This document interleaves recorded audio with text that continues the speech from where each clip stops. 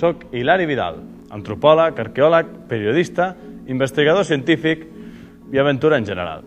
Ara mateix som a la vila romana de Can Ferrarons, al subsòl de Premià de Mar, un jaciment arqueològic de primer ordre que espera pacient a ser musealitzat, perquè tots vosaltres el pugueu visitar. Algun dia. Però per què som aquí? Per què us he portat a aquest indret desconegut i polsós? Doncs mireu, aquestes termes romanes són un símbol, són un emblema, són una metàfora del que aquesta nit de juliol volem reconèixer i premiar. Aquí, sota el carrer Enric Granados, sota un bloc de pisos i sota un aparcament, s'hi amaga un dels tresors més valuosos de Premià de Mar. Fins que no van començar a gratar per aquí, no en sabien res. Us imagineu quantes coses ens queden encara per descobrir? Amagat sota una pedra, un fòssil, una àmfora.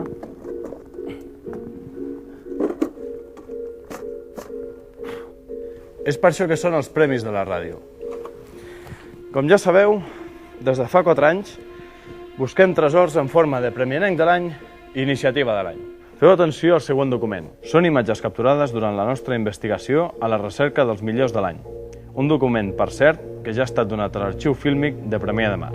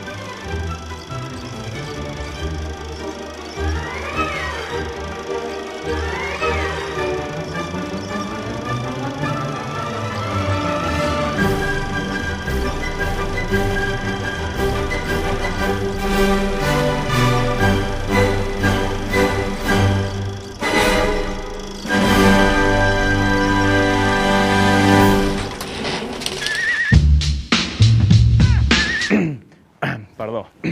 Haurà estat una feina dura però apassionant.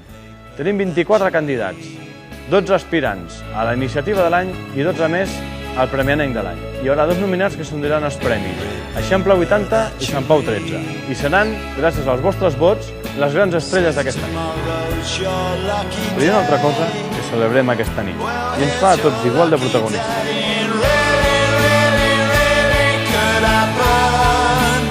Avui i ahir i demà i durant tota la festa major celebrem un sentiment tan gran com el fet de ser premianenc.